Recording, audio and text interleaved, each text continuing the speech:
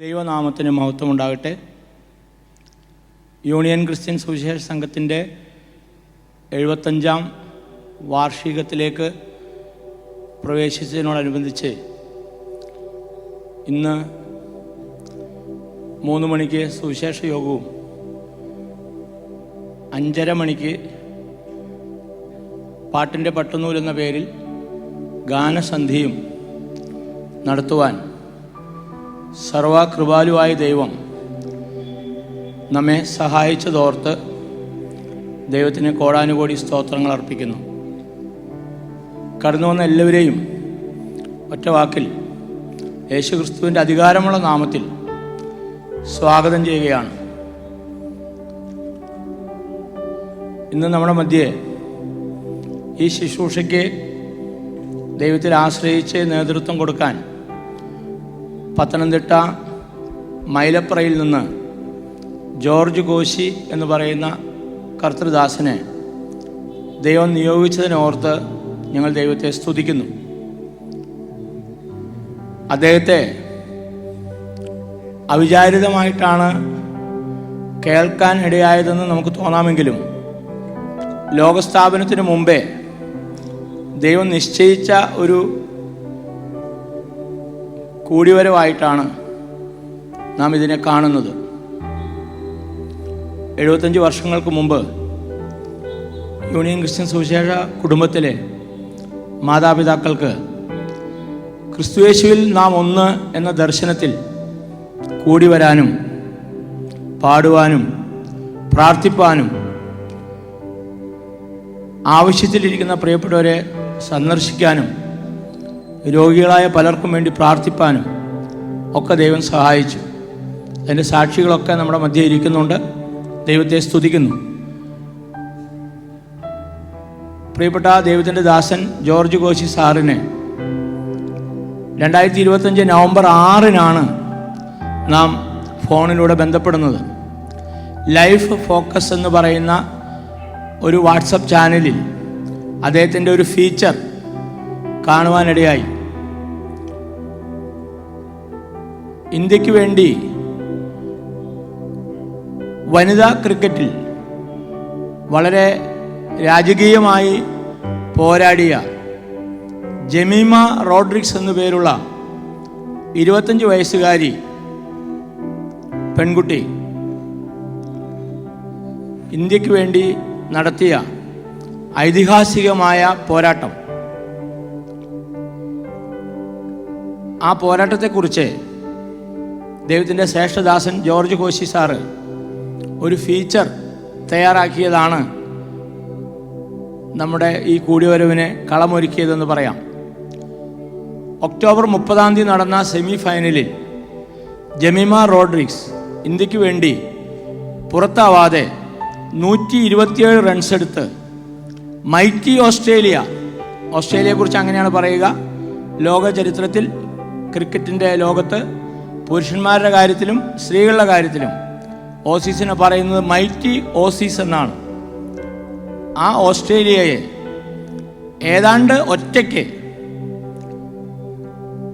ബോംബെയിലെ സ്റ്റേഡിയത്തിൽ വെച്ച് ക്രിക്കറ്റ് കളിയിൽ പരാജയപ്പെടുത്തുവാൻ ജമീമ റോഡ്രിഗ്സിനെ ദൈവം ഉപയോഗിച്ചുവെന്ന് ആ കളി കഴിഞ്ഞ ഉടനെ, ഇന്ത്യ ജയിച്ച ഉടനെ, സെമിഫൈനലിൽ ജയിച്ച ആ സമയത്ത് ആ പ്രിയ മകൾ 2 കൈകളും ഉയർത്തി പൊട്ടിക്കരഞ്ഞുകൊണ്ട് യേശുവാണ് എന്നെ സഹായിച്ചതെന്ന് പറയുകയുണ്ടായി.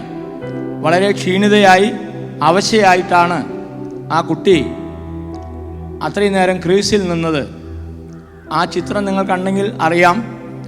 ആകെ മുഷിഞ്ഞ, ക്രിക്കറ്റ് കളിയുടെ ഭാഗമായിട്ട് ഗ്രൗണ്ടിൽ ഓടുമ്പോൾ ഉണ്ടാകുന്ന പ്രയാസങ്ങളാണ്, വീഴുകയൊക്കെ ചെയ്യുന്ന സാഹചര്യത്തിൽ വളരെ മുഷിഞ്ഞ വസ്ത്രത്തിൽ കളി ജയിച്ച ഉടനെ അവൾ എവിടെയും നോക്കാതെ സ്വർഗത്തിലേക്ക് കണ്ണുകൾ ഉയർത്തി പ്രാർത്ഥിച്ചു.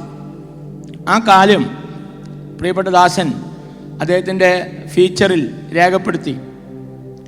കോടാനുകോടി ജനങ്ങൾ, ക്രിക്കറ്റ് കളിക്കാരും ഫുട്ബോൾ കളിക്കാരും സ്പോർട്സ് പ്രേമികളൊക്കെ അത് കണ്ടു. അതുകൂടാതെ ഈ കാര്യങ്ങളോട് ബന്ധപ്പെട്ട് TV കാണുന്നവരൊക്കെ കണ്ടു. അങ്ങനെ ഒറ്റ നിമിഷം കൊണ്ട് യേശു കർത്താവാണ് എൻ്റെ രക്ഷകനെന്ന്, എൻ്റെ കർത്താവെന്ന് ആ പെൺകുട്ടി ധൈര്യത്തോടുകൂടെ ബോംബെയിലെ സ്റ്റേഡിയത്തിൽ പറയുകയുണ്ടായി. നിങ്ങളിൽ ഇവിടെ ഇരിക്കുന്ന പലരും അത് കണ്ടു കാണും. രോമാഞ്ചം കൊള്ളിക്കുന്ന, കോൾമയിർ കൊള്ളിക്കുന്ന ഒരു രംഗമായിരുന്നു അത്. എനിക്കും അത് വളരെ എന്നെയും ഹഠാത് ആകർഷിച്ചു. ദൈവത്തിൻ്റെ ദാസൻ്റെ ഈ ലേഖനം വായിച്ചപ്പോൾ ഞാനും അതിൽ വല്ലാതെ ആവേശത്തിലായി. അതിന് താഴെ, അദ്ദേഹത്തിൻ്റെ ഫീച്ചറിന് താഴെ ഈ കാര്യങ്ങൾ സ്ക്രോൾ ചെയ്ത് പോയിക്കൊണ്ടിരുന്നു. നമ്പറൊക്കെ സ്ക്രോൾ ചെയ്തിരുന്നു. ലൈഫ് ഫോക്കസ് എന്ന് പറയുന്ന ഒരു പ്രോഗ്രാമിൻ്റെ ഭാഗമായിട്ടാണ് അത് കണ്ടത്. അങ്ങനെ ഞാൻ കുറച്ച് നേരം ശ്രമിച്ചിട്ടാണ് അദ്ദേഹത്തെ കിട്ടിയത്. 4-5 തവണ വിളിച്ചിട്ടും കിട്ടിയില്ല. പിന്നീട് വിളിച്ച് കിട്ടിയപ്പോൾ ഈ കാര്യങ്ങൾ ഞങ്ങൾ സംസാരിച്ചു. അപ്പോൾ ഞാൻ പറഞ്ഞു, ഇങ്ങനെ കുന്നംകുളത്ത് നിന്നാണ്, യൂണിയൻ ക്രിസ്ത്യൻ സുവിശേഷ സംഘത്തിലാണ് ഞങ്ങൾ കൂടി വരുന്നത്. കാര്യങ്ങൾ പറഞ്ഞപ്പോൾ അദ്ദേഹം പറഞ്ഞു, കുന്നംകുളം എനിക്ക് അന്യമായ സ്ഥലമല്ല, കുന്നംകുളത്തു നിന്നാണല്ലോ ധാരാളം ക്രൈസ്തവ ഭക്തന്മാർ ക്രിസ്തീയ ഗാനങ്ങൾ രചിച്ചിട്ടുള്ളത്, അതെനിക്കറിയാമെന്ന് പറഞ്ഞു. ഞാനും അല്ലാതെ ആ സമയത്ത് സാറിൻ്റെ വാക്കുകൾ കേട്ട് എൻ്റെ കണ്ണ് തുറന്ന പോലെ ഒരു സാഹചര്യമുണ്ടായി. ഞാൻ അദ്ദേഹത്തോട് ചോദിച്ചു, സാറ് സുവിശേഷം പ്രസംഗിക്കാൻ പോകാറുണ്ടോ? ഉണ്ടെങ്കിൽ ഞങ്ങളുടെ കൂട്ടത്തിലേക്ക് വരാമോ എന്ന് ചോദിച്ചപ്പോൾ പറഞ്ഞു, നവംബർ, ഡിസംബർ, ജനുവരി മാസങ്ങളിൽ എവിടെയും ഗ്യാപ്പില്ല, അത്രയും പാക്കഡാണ് കാര്യങ്ങൾ, ബോംബെയിലേക്ക് പോവുകയാണ്, കുറേ കാര്യങ്ങൾ പറഞ്ഞു. എന്നിട്ട് അദ്ദേഹം പറഞ്ഞു, ഫെബ്രുവരിയിൽ അവസരം കിട്ടിയാൽ ഞാൻ അറിയിക്കാമെന്ന് പറഞ്ഞു. ആ പറഞ്ഞ വാക്ക് പാലിച്ച് അദ്ദേഹം ഫെബ്രുവരി 22-ാം തീയതി എനിക്ക് ഒഴിവുള്ള ദിവസമാണെന്ന് പറഞ്ഞു. അങ്ങനെ ഫെബ്രുവരി 22-ാം തീയതി നാം കൂട്ടായ്മയിലേക്ക് 3 മണിയുടെ യോഗത്തിലേക്കാണ് അദ്ദേഹത്തെ ക്ഷണിച്ചത്. അദ്ദേഹം പറഞ്ഞു, ഏതായാലും ഞാൻ വരുന്നതല്ലേ, കുന്നംകുളത്തുനിന്ന് ജനറേറ്റ് ചെയ്ത, കുന്നംകുളത്തു നിന്ന് ആത്മീയരായ പിതാക്കന്മാരും അമ്മമാരൊക്കെ എഴുതിയ പാട്ടുകൾ അന്ന് നമുക്ക് പാടി ഒരു സന്ധ്യയും കൂടെ ഉപയോഗപ്പെടുത്തിയാൽ നല്ലതാണെന്നുള്ള ആശയം അദ്ദേഹം ഉന്നയിച്ചു. വളരെ സന്തോഷത്തോടെ ഞങ്ങളത് ആലോചിച്ച് അങ്ങനെ ചെയ്യാമെന്നുള്ള തീരുമാനത്തിലെത്തി. അദ്ദേഹത്തെ വീണ്ടും വിളിച്ചിട്ട് ഈ കാര്യം പറഞ്ഞു. അപ്പോൾ അദ്ദേഹം പറഞ്ഞു, എനിക്ക് വളരെ സഹായിയായി ഈ പാട്ടിൻ്റെ കാര്യത്തിലും അദ്ദേഹം എഴുതുന്ന പാട്ടുകൾ പാടുന്ന കാര്യത്തിലൊക്കെ വളരെയധികം സഹായിക്കുന്നത് പഴഞ്ഞിയിലുള്ള ജെയ്സൺ കെ ജോബ് എന്ന് പറയുന്ന ദേവദാസനാണെന്ന് പറയുണ്ടായി. ജെയ്സൺ കെ ജോബ് എന്ന ദേവദാസനെ ഞങ്ങൾ അറിയും. എൻ്റെ മകൻ്റെ വിവാഹത്തോട് ബന്ധപ്പെട്ട് താൻ വാഴുകയാൽ എന്ന പാട്ട് പാടി ഞങ്ങളെ വളരെ സന്തോഷിപ്പിച്ച ഒരു ദേവദാസനാണ്. അപ്പോൾ ഞാൻ ആ കാര്യം അദ്ദേഹത്തോട് പറഞ്ഞു. അപ്പോൾ അദ്ദേഹം പറഞ്ഞു, ഈ താൻ വാഴുകയാൽ എന്നുള്ള പാട്ട് മലയാളത്തിലേക്ക് തർജ്ജമ ചെയ്ത് പാടിയതും അദ്ദേഹമാണെന്ന് പറഞ്ഞു. ബന്ധം കൂടുതൽ ദൃഢമായി. അങ്ങനെ ഇന്ന് ഈ കൂട്ടായ്മ, നമ്മുടെ ഈ ഗാനസന്ധ്യ ക്രമീകരിക്കപ്പെട്ടു. ദൈവത്തെ മഹത്വപ്പെടുത്തുന്നു. ഞാൻ പറഞ്ഞല്ലോ, ജമീമ റോഡ്രിക്സ് ഒരു ഇൻഡിക്കേറ്റർ മാത്രമാണ്. ദൈവത്തിൻ്റെ ദാസൻ ഇൻഡിക്കേറ്ററാണ്. ഇവിടെ മഹത്വം എടുക്കേണ്ടത് യേശു കർത്താവാണ്. ആ ചിന്തയിൽ നാം ഇങ്ങനെ ഒരു സന്ധ്യ ക്രമീകരിച്ചു.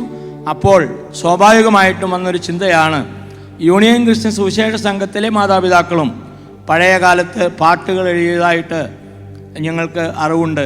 മധുരം മധുരം മനോഹരം നെൽ തേനിലും മധുരം തിരുവചനം എന്ന പാട്ട് ആഗോളാടിസ്ഥാനത്തിൽ പാടി സന്തോഷിക്കുന്നൊരു പാട്ടാണെന്ന് ഞങ്ങൾക്കറിയാം. യേശു നല്ലവൻ, എനിക്ക് യേശു നല്ലവൻ എന്ന പാട്ടും അത്തരത്തിൽപ്പെട്ട പാട്ടാണ്. അങ്ങനെ ഞങ്ങളുടെ പാട്ടുപുസ്തകത്തിൽ UCGA എന്ന് അടിയിൽ രേഖപ്പെടുത്തിയ പാട്ടുകൾ യൂണിയൻ ക്രിസ്ത്യൻ സുവിശേഷ സംഘത്തിലെ മാതാപിതാക്കൾ രചിച്ച പാട്ടുകളാണ്. ആ പാട്ടുകളും കൂടെ ചേർത്ത് നമുക്കൊരു ഗാനസന്ധ്യ ക്രമീകരിക്കാൻ കഴിയുമോ എന്ന് സാറിനോട് ആലോചിച്ചു. സാറ് വളരെ സന്തോഷത്തോടെ ആകാമെന്ന് പറഞ്ഞു. ജെയ്സൺ ബ്രദറുമായിട്ട് ഞങ്ങൾ കുറേ നാളുകൾ പാടിയും റിഹേഴ്സൽ നടത്തിയും ആണ് ഇങ്ങനെ ക്രമീകരിച്ചത്. ഞങ്ങളുടെ സുവിശേഷ കുടുംബത്തിലെ ഗായക സംഘം എന്ന് പറയുന്നത് ഒരു കുഞ്ഞു ഗായക സംഘമാണ്. ആദ്യകാലങ്ങളിൽ വളരെ ശക്തമായി പാടുകയും പാട്ടെഴുതുകയും ചെയ്ത ഒരു പൂർവ്വകാലം ഞങ്ങൾക്കുണ്ടായിരുന്നു. എന്നാൽ ഇപ്പോൾ ഞങ്ങൾ വളരെ ശോഷിച്ചിരിക്കുന്നു എന്നുള്ളത് ദൈവസന്നിധിയിൽ താഴ്ത്തിക്കൊണ്ട് പറയാനും ഞങ്ങൾ ആഗ്രഹിക്കുന്നുവെങ്കിലും ഞങ്ങളുടെ കുഞ്ഞുങ്ങൾക്ക് ഇങ്ങനൊരു അവസരം സാറ് മുഖാന്തരം ലഭിച്ചു. ഞങ്ങൾ ദൈവത്തെ സ്തുതിക്കുന്നു. അതുകൊണ്ട് കുഞ്ഞുങ്ങളോട് ഞങ്ങൾ പറഞ്ഞിട്ടുള്ളത് എല്ലാം മറന്ന് യേശു കർത്താവിനായി പാടണമെന്നാണ്. അവരത് ചെയ്യുമെന്ന് ഞങ്ങൾ വിശ്വസിക്കുന്നു. ഞാൻ സ്വാഗതം പറയാനായിട്ട് നിന്നതാണ്. വാക്കുകൾ ചുരുക്കാൻ ആഗ്രഹിക്കുന്നു. പ്രിയപ്പെട്ട ജോർജ് കോശി സാറിനെയും അദ്ദേഹത്തിൻ്റെ കൂടെ വന്നിട്ടുള്ള എല്ലാ പ്രിയപ്പെട്ടവരെയും, അദ്ദേഹം ഇവിടെ വരുന്നുവെന്നറിഞ്ഞ് വന്നിട്ടുള്ള പ്രിയപ്പെട്ടവരെയും, ഞങ്ങളുടെ കൂട്ടു സഹോദരനായ ജെയ്സൺ കെ ജോബ് സഹോദരനെയും അദ്ദേഹത്തിൻ്റെ ഭാര്യയും മകളും വന്നിട്ടുണ്ട്. അവരെയും ഇപ്പോൾ നമ്മോടൊപ്പം പാടി സഹായിക്കാൻ വന്നിട്ടുള്ള എല്ലാ സഹോദരങ്ങളെയും അവരുടെ പേരുകൾ പിന്നാലെ നന്ദി പ്രകാശിക്കുന്ന സമയത്ത് പ്രിയപ്പെട്ട മകൻ പറയും. അവരെല്ലാവരെയും ഒറ്റ വാക്കിൽ സ്വാഗതം ചെയ്തുകൊണ്ട് ഇവിടെ നടക്കുന്ന ശുശ്രൂഷകൾ മുഴുവൻ യേശു കർത്താവിന് മഹത്വം കൊടുക്കുക എന്ന ഒറ്റ ലക്ഷ്യത്തിൽ ചെയ്യുന്നതാണെന്ന് ഓർപ്പിച്ചുകൊണ്ട് കാലം തികഞ്ഞു, ദൈവരാജ്യം സമീപിച്ചിരിക്കുന്നു, മാനസാന്തരപ്പെട്ട് സുവിശേഷത്തിൽ വിശ്വസിപ്പിനെന്നുള്ള ദൈവവചനത്തിൻ്റെ വ്യവസ്ഥയിലും ദാവീദിൻ്റെ സന്തതിയായി ജനിച്ച് മരിച്ചിട്ട് ഉയർത്തെഴുന്നേറ്റിരിക്കുന്ന യേശു ക്രിസ്തുവിനെ ഓർത്തുകൊള്ളുക, അതാകുന്നു ഞങ്ങളുടെ സുവിശേഷമെന്നുള്ള ചിന്തയിലുമാണ് സുവിശേഷത്തിന് മാത്രമായി നിലകൊള്ളുന്ന യൂണിയൻ ക്രിസ്ത്യൻ സുവിശേഷ സംഘം കഴിഞ്ഞ 75 കൊല്ലം പ്രവർത്തിച്ചിട്ടുള്ളത്. ഞങ്ങൾ ഏറിയതും ചെയ്തെന്ന് അവകാശപ്പെടുന്നില്ല, എന്നാൽ ചെയ്തത് ദൈവകൃപയാൽ ചെയ്തിട്ടുണ്ട്. ദൈവം അത് മാനിക്കും. തുടർന്നും കർത്താവിൻ്റെ മഹത്വ പ്രത്യക്ഷത വരെയും യേശു കർത്താവിന് വേണ്ടി ജീവിപ്പാനും കർത്താവിന് വേണ്ടി മരിപ്പാനും ഞങ്ങൾ ഒരുങ്ങിയിരിക്കുന്നു. നിങ്ങളുടെ വിലയേറിയ സാന്നിധ്യം ഞങ്ങൾ അപേക്ഷിക്കുന്നു. എല്ലാ ഞായറാഴ്ചയും വേദപുസ്തകം മാത്രം ആധാരമാക്കി നടത്തുന്ന സൺഡേ സ്കൂൾ ആണ് ഞങ്ങളുടെ ആകെയുള്ള മൂലധനം. ഞങ്ങളുടെ ഏറ്റവും വലിയ സമ്പത്തെന്ന് പറയുന്നത് ഞങ്ങളുടെ സൺഡേ സ്കൂൾ കുഞ്ഞുങ്ങളാണ്. ഞായറാഴ്ച 1 മണി തൊട്ട് 2:30 വരെ മറ്റ് ആരു ദേവാലയങ്ങൾക്കോ അവരുടെ ശുശ്രൂഷകൾക്കോ തടസ്സമില്ലാത്ത സമയത്ത് കഴിഞ്ഞ 75 വർഷമായി ഈ സൺഡേ സ്കൂൾ നടന്നു വരികയാണ്. ഞങ്ങളൊക്കെ അതിൻ്റെ ഉൽപ്പന്നങ്ങളാണ്. ദൈവത്തെ സ്തുതിക്കുന്നു. യേശുവിനെ കർത്താവും രക്ഷിതാവുമായി സ്വീകരിക്കുവാൻ ഈ സൺഡേ സ്കൂൾ പഠനം ഞങ്ങൾക്ക് സഹായകമായി. അതുപോലെ 3 മണിക്ക് നടക്കുന്ന യോഗവുമാണ് നമ്മുടെ പ്രധാനപ്പെട്ട പ്രോഗ്രാം. യോഗം കഴിഞ്ഞ് അവസരം ലഭിക്കുമ്പോൾ രോഗികളെ സന്ദർശിക്കുകയും മറ്റു പ്രിയപ്പെട്ടവരെ കാണുകയും കൂട്ടായ്മയിലേക്ക് ക്ഷണിക്കുകയൊക്കെ ചെയ്യുന്ന സാഹചര്യമുണ്ട്. ഏതായിരുന്നാലും ഇവിടെ കടന്നു വന്ന എല്ലാവരെയും ഒരിക്കൽ കൂടെ സ്വാഗതം ചെയ്യുന്നു. തുടർന്നുള്ള ദിവസങ്ങളിൽ മറ്റ് സൺഡേ സ്കൂളിലൊന്നും പോകുന്നില്ലെങ്കിൽ നിങ്ങളുടെ കുഞ്ഞുങ്ങളെ ഈ സൺഡേ സ്കൂളിലേക്ക് അയക്കുന്നത് ഞങ്ങൾക്ക് സന്തോഷപ്രദമാണ്. നിങ്ങളോട് കൂടെ ഞങ്ങളും അക്കാര്യത്തിൽ താല്പര്യമുള്ളവരാണ്. അതുപോലെ നിങ്ങൾ യോഗങ്ങളിലൊന്നും പോകുന്നില്ലെങ്കിൽ ക്രിസ്തുയേശുവിൽ നാം ഒന്ന് എന്ന ദർശനത്തിൽ വേദപുസ്തകം മാത്രം ആധാരമാക്കി നടത്തുന്ന സൺഡേ സ്കൂളിലും യോഗങ്ങളിലും സ്ത്രീ പുരുഷ ഭേദമന്യേ ഏവരെയും ക്ഷണിക്കുകയാണ്. ഞാൻ വാക്കുകളെ നിർത്തുന്നു. ഇപ്പോൾ ദൈവത്തിൻ്റെ ദാസൻ നമ്മോട് സംസാരിക്കും. ഇനിയുള്ള സമയം അദ്ദേഹമാണ് കാര്യങ്ങൾ ചെയ്യുന്നത്.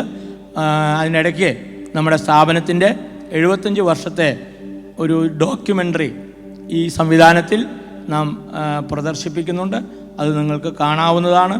ഏറെ പ്രാർത്ഥനയോടുകൂടെ നിങ്ങൾ സംബന്ധിക്കണമേ എന്ന് വളരെ വിനയത്തോടെ അപേക്ഷിച്ചുകൊണ്ട് വാക്കുകളെ നിർത്തുന്നു. ദൈവം നമ്മെ സമൃദ്ധിയായി അനുഗ്രഹിക്കട്ടെ.